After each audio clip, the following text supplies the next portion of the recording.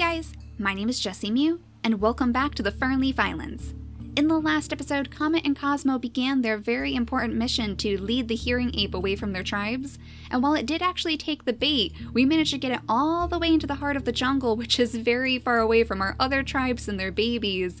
It really doesn't seem like poor little Comet is going to be able to escape the range of danger. He has those big, clumsy frog toes, of course, which makes him just a little bit too slow to properly hop away from the tiles where the hearing ape can actually hear from.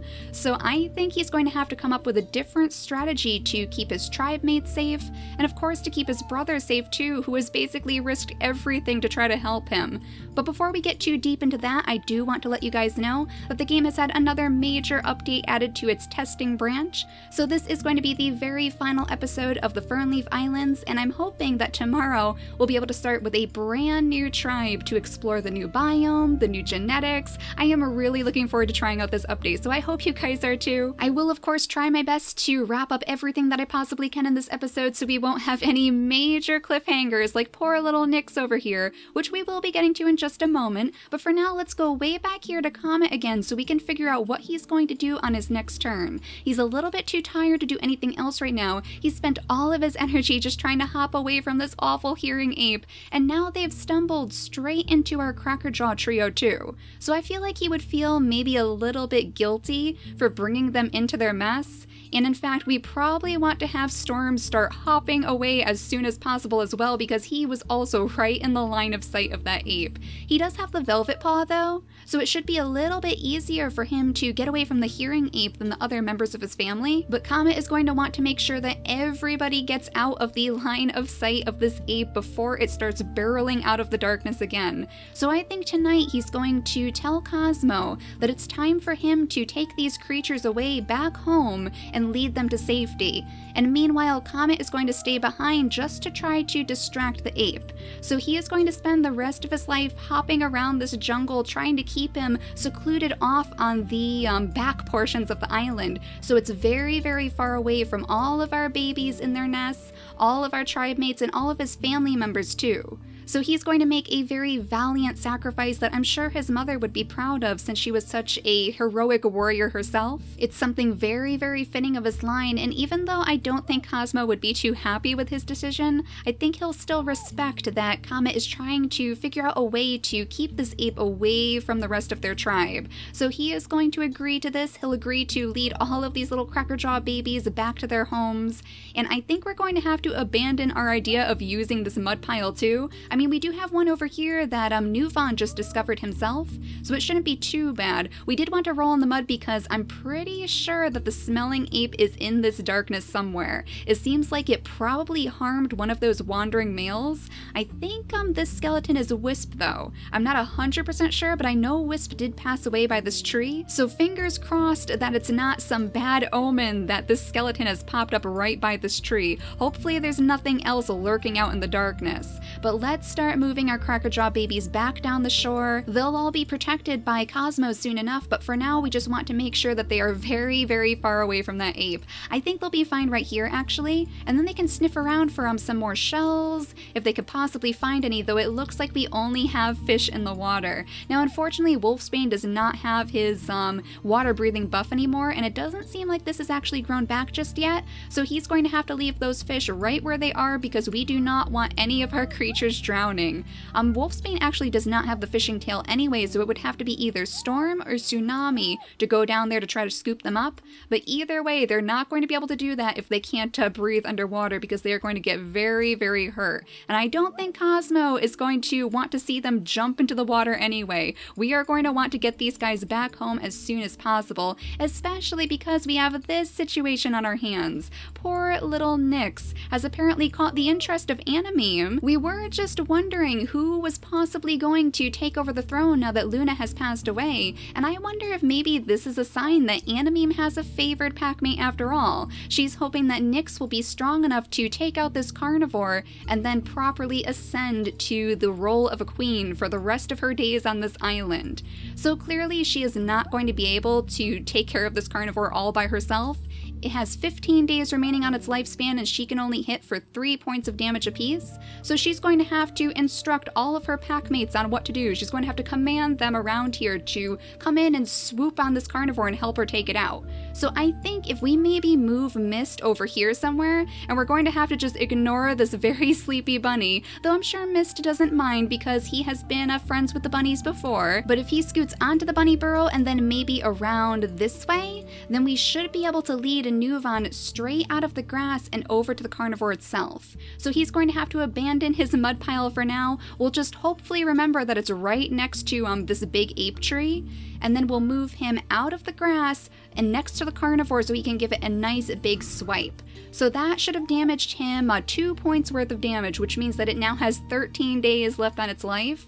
And now I think we're going to have to ask Lanana to help us out too, which is a little bit worrying because she is of course pregnant. She's going to be having her first baby with a Dot, so he is probably very, very concerned with the situation. But unfortunately, creatures like Dot and Mist just don't have any attack strength on them because they only have the nimble fingers, the lean body of course, which is the major contribution to their lack of strength. So Lanana is one of the only other creatures with strength on her that is close enough to actually get to the carnivore today, so we're going to scoot her right over here and let her slap the carnivore with her 2 extra turns. And now we should have 9 days remaining on the carnivore, so I believe, Nyx, that should mean that you can actually take this guy out with all of your turns as well, and there we go. You have completed Animeme's first trial. So I think she's going to be very, very pleased with that, and you might just be the one to walk your mother's path and become the new High Queen of the jungle biome. But let's have Mist gather up whatever berries the bunny didn't actually eat, which was just 1 berry, just 1 measly little berry. And then we can have Dot actually come over here and pick up all of that carnivore meat that his mate helped to take care of. I'm sure he's very, very proud of her, even if he was a little bit nervous while she was going in. But now he'll be able to return to his berry bush in peace, and they will finally be able to have their very first baby on the next turn.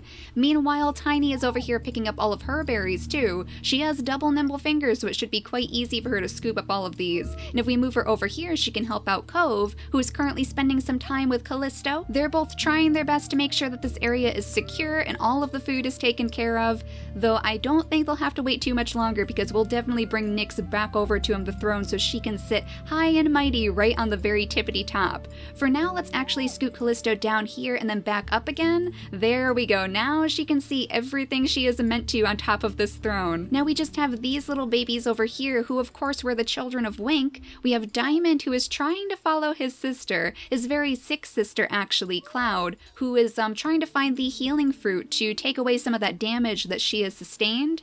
So we're moving her very carefully into the jungle right now, and look at that, she actually found a nest right next to one of the ape trees. That has got to be the worst possible location for a nest. I'm not sure if we're actually going to use that, so she's going to bypass that one. We won't even bother peeking in the grass, and let's sniff around again. Now we have one of those carnivorous plants over here, but it does appear that it's not actually looking to munch on our creatures. It's currently green, so maybe we can see if she can figure out how to actually use the carnivorous plants to her own benefit. She would probably be the type of creature to do so since her family was so interested in all of the unique plants. It was their father in particular, Wink, who really loved to study all of the healing fruits and the berry bushes and whatnot, so I think she would be doing him proud by exploring the options that they have as far as the carnivorous plant goes. But let's have Anair jump over here to pick up this nest. She's going to stay in the area while her babies are still young just to make sure that they're safe and they're properly growing and not going to get taken out by any of those nasty carnivores, though it seems like Anako has taken a liking to Titan over here, so maybe they can spend some time together too, and she'll be very, very safe if she's nearby him since he does have the claw. She's a little bit weaker than some of the other creatures after all since she does have those double immunity genes, both immunity gene Gs, so he's going to have to make sure that she is safe at all times, and for that matter, maybe they can even go deeper into the jungle too to try to find her own healing fruit. But I believe we have used up all of the turns that we possibly can, so let's go way back here and see where this ape goes yet again. I'm sure it is still going to be following them, right? Right? Oh my goodness, did we actually lose it? Oh no, I don't think so. In fact, it may be locking eyes with one of our other creatures down here. That is definitely not good. So we are going to have to scramble to try to gather its attention again on Comet. So I think what he's going to do is like jump into the grass over here as fast as he can. He'll hop in with his big frog toes and just try to snag the attention of this ape.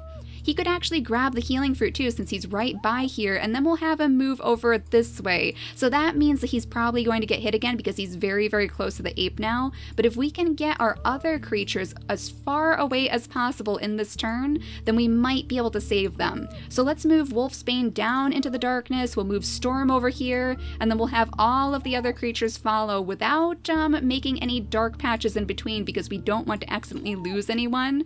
We could put Cosmo right over here by these flower ports, and then you guys can scoot around this way too. This is very familiar territory to our Crackerjaw babies, of course, because they all came this way while they were searching for shells. Now hopefully Cosmo is far enough away from the ape that we won't have to worry about him. I think that he is. I mean, that is a lot of spaces to travel. As long as the hearing ape locks his attention back on Comet, then we should be okay. I feel really bad for sacrificing him, especially because he's so hard at seeing, so he's only going to be able to hop just one tile at a time.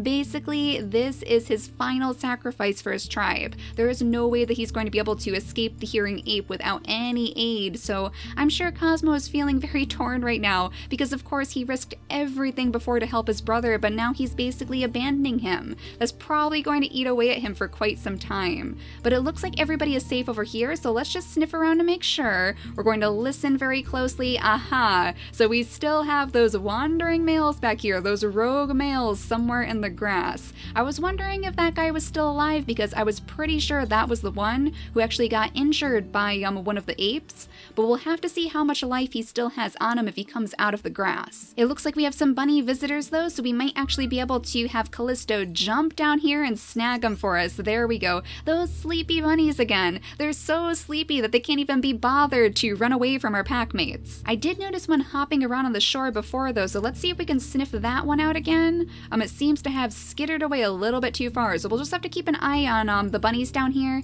I think it did eat our berries though. Poor Mist. Poor Mist has missed all of his berries again. We could have Nuvon pick up the acorns though, and then pretty soon he's probably going to want to scoot back to his mud, and in fact we could have Mist go in here instead just so he can roll around in the mud a little bit because he's one of the creatures who does not have the stinky tail, so I guess he would be a little bit more likely to attract the attention of the smelling ape, and we certainly don't want that guy charging into our tribe right at the very end.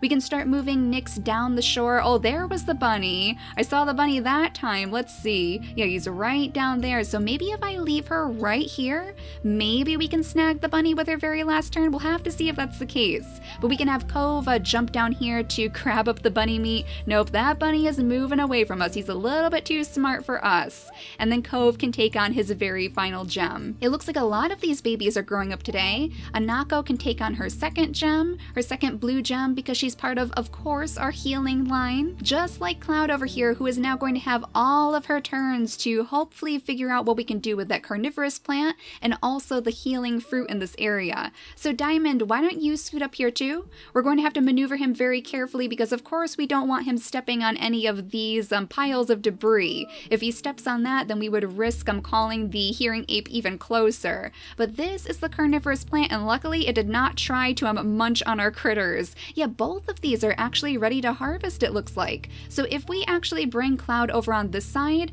then she has the healing fruit right here, so she'll be able to munch on that in a moment. But I would like to investigate this a little bit further. I think her curiosity would get the better of her after all, because the plant is smelling very interesting to her right now. So let's have her swipe it open, and there we go. We should actually be able to harvest all of these little bitty fruits inside, I guess.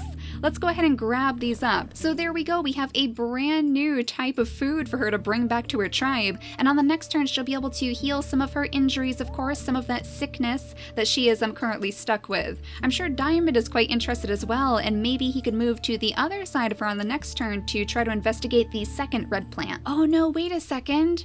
Oh no, Tiny, did he get to you? I think he actually did. Oh no. Does he have, yeah, he has those double immunity gene eyes, so I mean, And technically it's not terrible because we don't actually have a Mutagene eye in our pack, but I didn't know that he was so close. Oh no, I'm so sorry, Tiny. So let's see, what are we going to do with you? I suppose we could have her baby right in between these berry bushes, but we want to get rid of this guy as soon as possible because we definitely don't need his no paws completely consuming our tribe. Right now, the only other females we really need to worry about are of course a Nyx down here and a Nair over on this side. So I wonder if he might be traveling toward a Nair because she might be a little bit closer.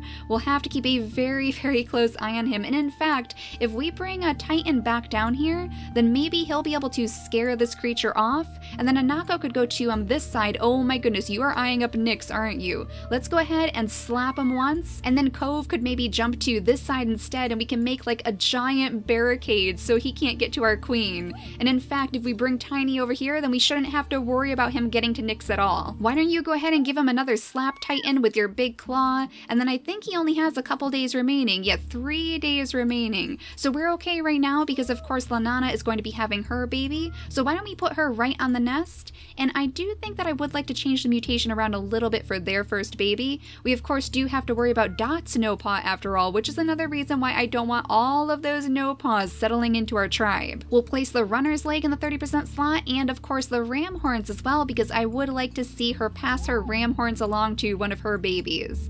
Now we also have Nuvan in the area who could maybe scoot just a little bit closer to keep an eye on that wandering male. Where on earth did he go to? There he is. So we can hear him, but we can't quite smell him. We're going to have to keep a Nair quite far away, and in fact, we'll have her scoop up all of these nests in the area while she's wandering toward her babies, keeping a very, very close eye on Anako in particular since she's a little bit weaker than the rest of the kids. But let's have Tiny go ahead and I guess scoop up some of the berries on this bush, and then she could actually drop a nest down right here so we can see what her baby is going to look like as well.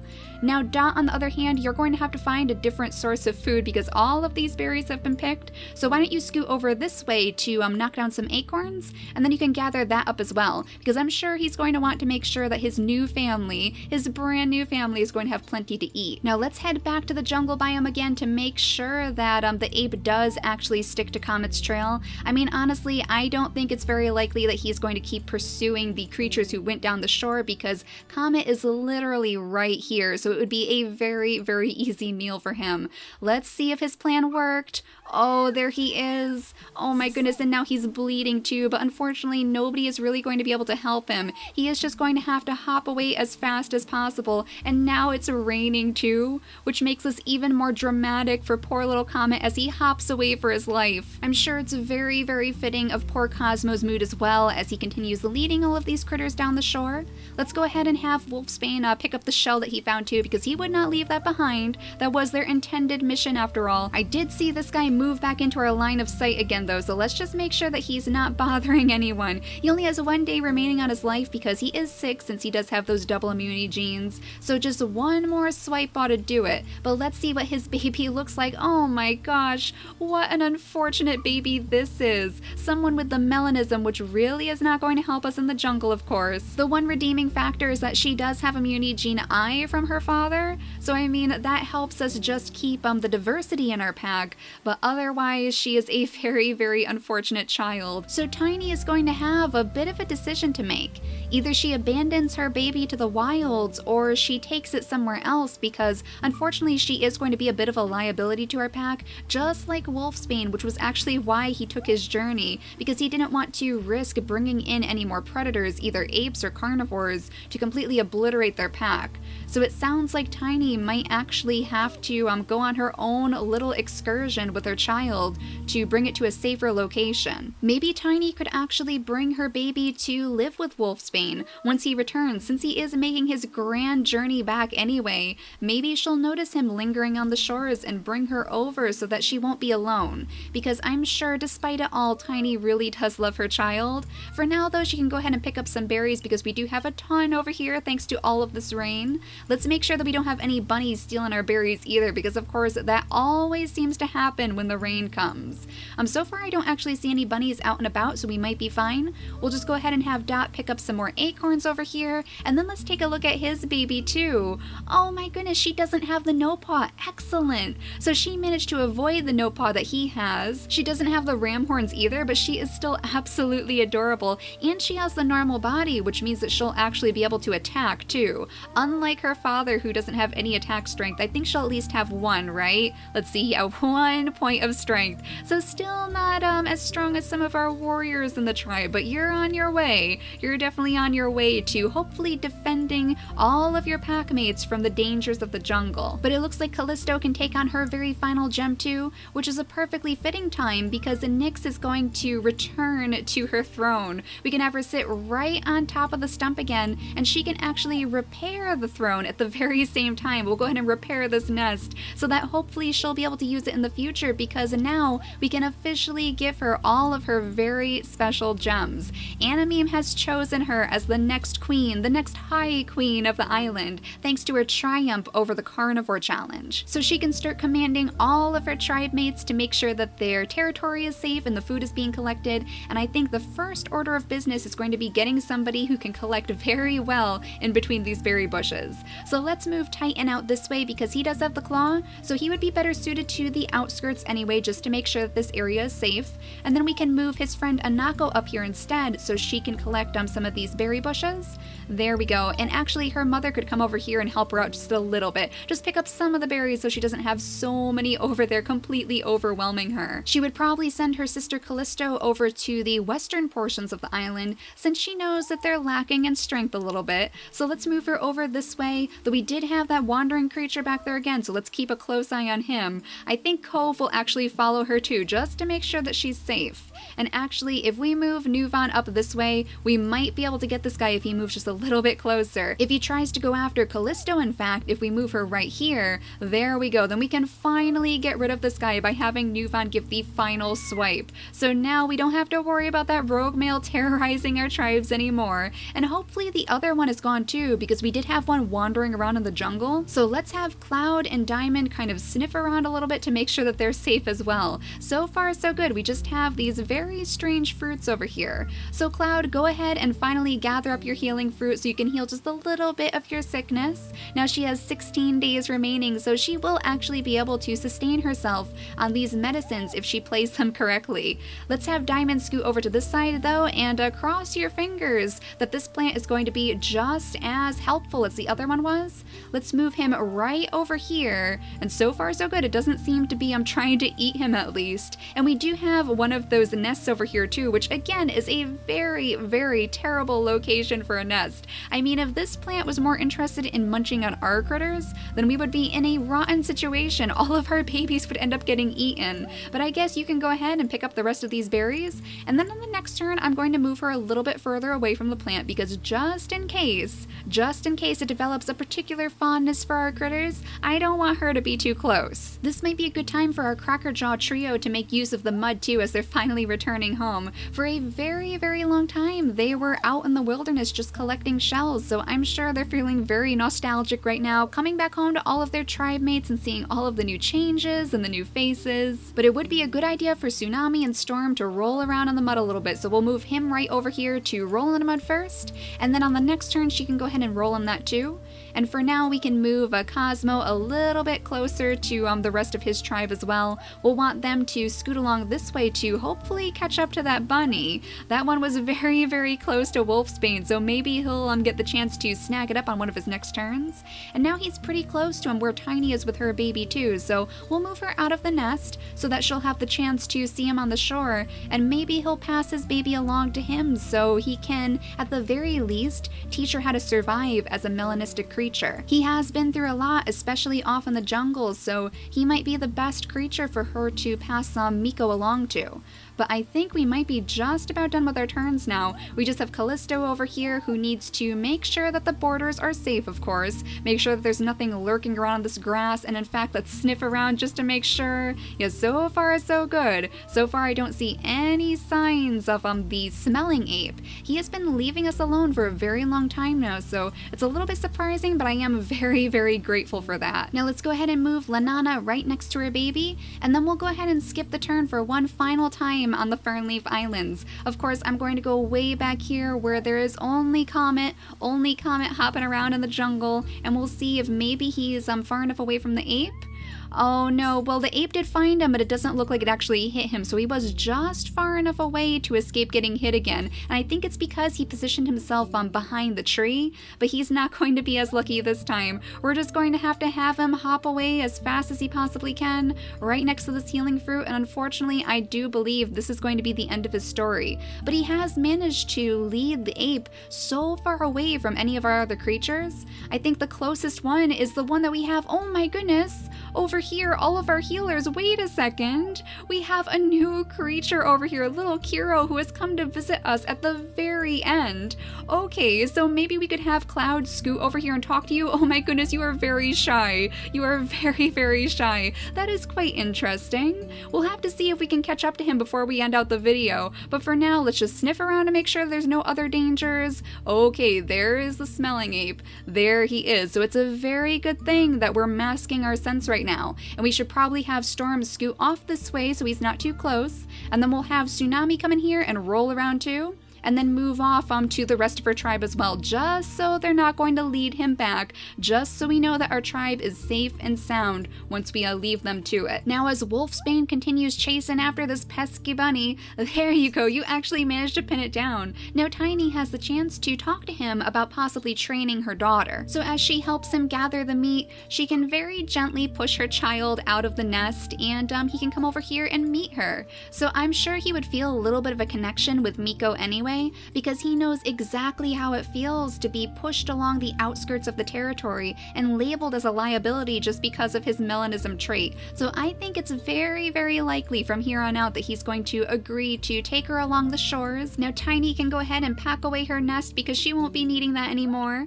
And then we can have Lanana go ahead and pick up some of the berries over here. We could even have Tiny scoot over to this tree so that she can help her queen, of course, collect all of the food in the area. They do have quite a few of these berry bushes to collect from, so I'm sure she would appreciate the help. Poor little Anako is still a little bit too young to collect from all of these berry bushes after all, and Anair is looking to start her own journeys out in the wilderness, now that she's sure her children are old enough to properly take care of themselves, and she knows that Titan is going to be keeping a very close watch after her sick daughter. Now might be the perfect time for her to actually start her own grand adventures off in the wilderness. So let's move her down this pathway that we made so very long ago, so she could maybe meet up with her other children for one last time before she starts exploring the jungle. Diamond and Cloud are a little bit distracted right now, which you can understand because they did just see a very, very interesting panda creature wander off into the darkness. Let's see, can we sniff him out? There he is, right there, kind of watching us right now.